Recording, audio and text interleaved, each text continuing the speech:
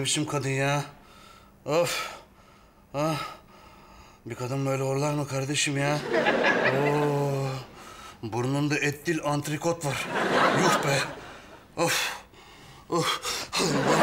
Hayvanlarla yatıyorum ya odada. Of. Of. Of, ateş bastı. Of. Oy.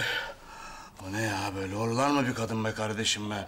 Danayı kesiyorlar sanki, danayı. Mezbahada mı uyuyorum ya, bu ne?